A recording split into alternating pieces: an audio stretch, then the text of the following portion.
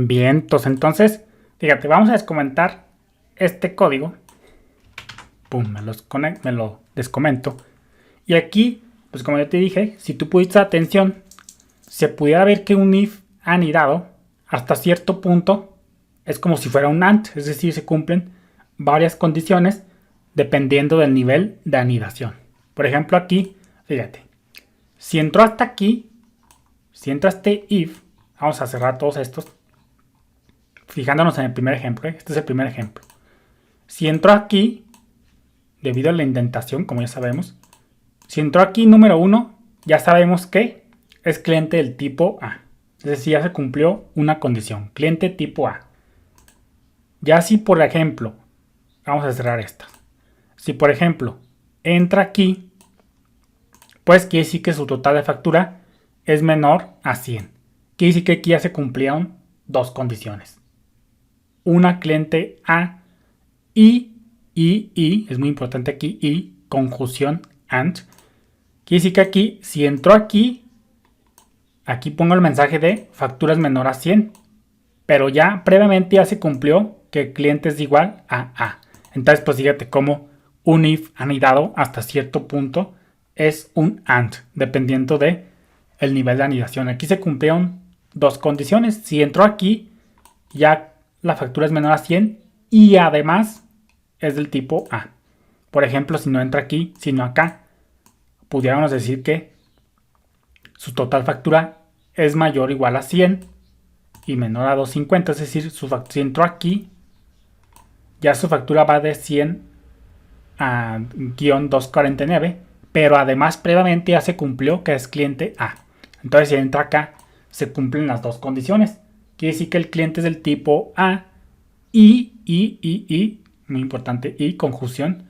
Y además ya su factura va de 100 a 249. Entonces se pudiera decir que los if anidados cumplen hasta cierto punto varios ANDs dependiendo del nivel de anidación.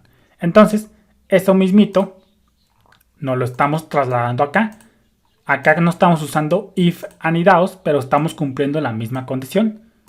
Nos estamos preguntando que si el cliente es igual a y, and, además, conjunción, y si además la total de factura es menor a 100, pues quiere decir que ya se cumplen las dos condiciones que lográbamos acá, por ejemplo.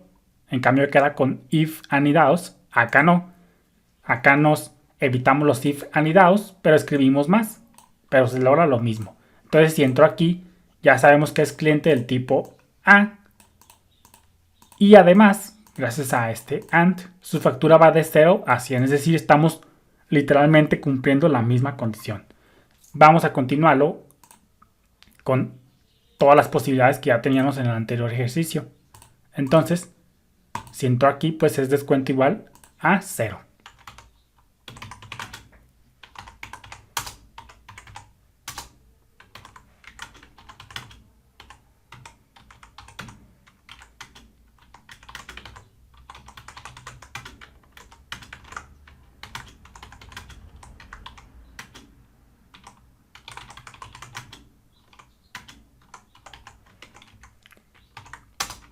Ojo acá. ¿Qué se va a cumplir por acá? Vamos a preguntarnos. Por eso puse primero, por eso puse este comentario. Descuentos para clientes A. Primero vamos a fijarnos en clientes A. Si tipo cliente es igual a AND, si tipo cliente es igual a y además su total factura, no sé por qué se me olvida, y su total factura es mayor o igual a 100 y además menor a 250, aquí fíjate cómo ya estamos haciendo uso de paréntesis. Por eso a veces los paréntesis va a servir para modificar el orden de precedencia o simplemente para legibilidad. Entonces pues fíjate cómo aquí estamos usando paréntesis. Acá estamos por legibilidad. Estamos cumpliendo que todo esto sea una condición en sí misma, que se conecte por AND.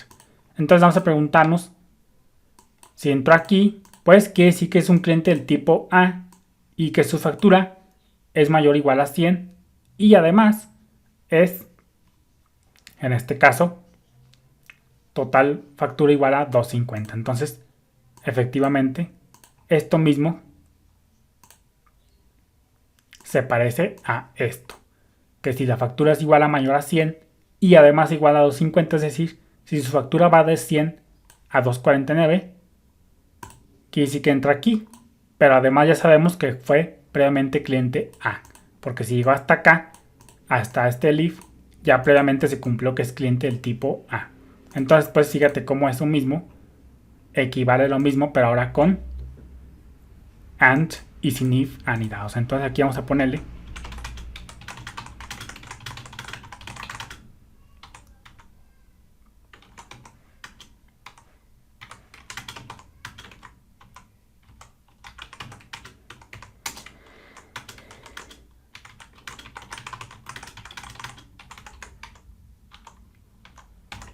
a 249. Por tanto, su descuento es igual a 0.15. Entonces vamos a ver ya el último, ya me voy un poquito más rápido. Vamos a hacerlo con los clientes de A, pero ahora con el último rango, mayor o igual a 250. Vamos a ponerle un elif, ya me voy a ir un poco más rápido.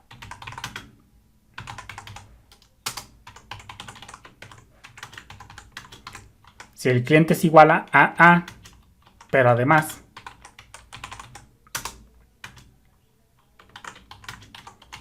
si su factura es mayor a 250, pues vamos a hacerle un mayor descuento. Un descuento del 30% como ya vimos. Entonces, esto mismito nos lo vamos a trasladar ahora para los descuentos de los clientes B. Ahora vamos a preguntarnos el if. Tiene que ser el if porque seguimos en el mismo if. Valga la redundancia. Vamos a ponerle aquí B, B. Y acá la factura, si es menor a 500, ya no va a poner en los comentarios, porque ya sabemos.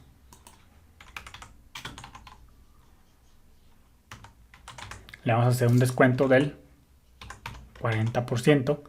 Si cliente es igual a B y factura es igual a mayor a 500, total factura mayor o igual a 500, su descuento es del 50. Entonces aquí lo tenemos y ponemos un else finalmente. Si llegó hasta aquí, pues su descuento es del 0. Vamos a ponerle por acá, como ya sabemos.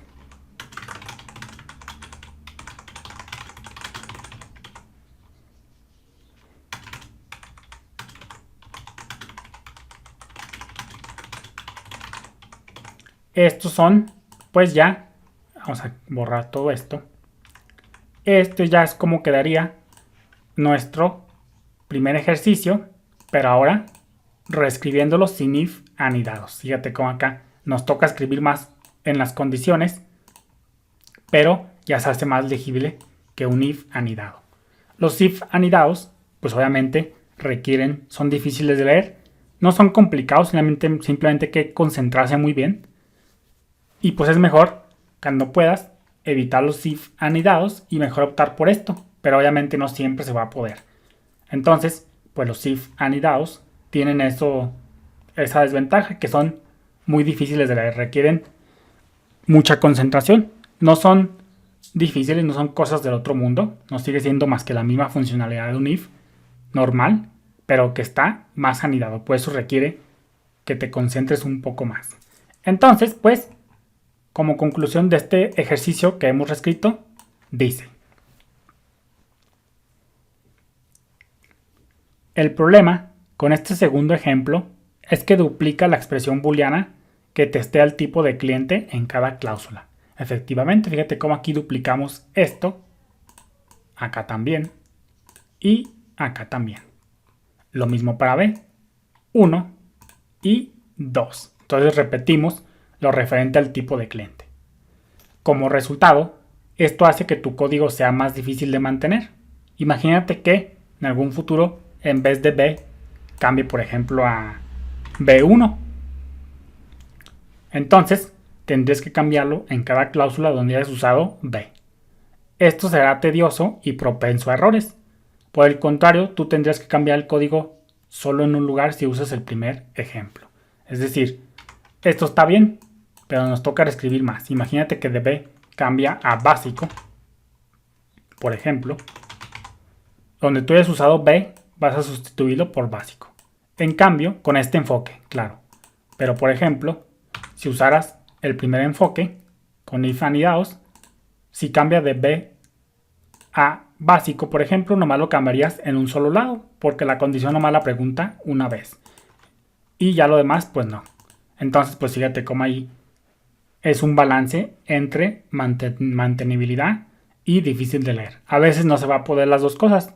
A veces no va a poder quedar algo mantenible y a su vez legible. O a veces algo va a quedar mantenible pero no legible. Entonces, a veces no siempre se consiguen todo. Se tiene que compensar. Y luego dice, además, es discutible que el segundo ejemplo sí sea más fácil de leer que el primero.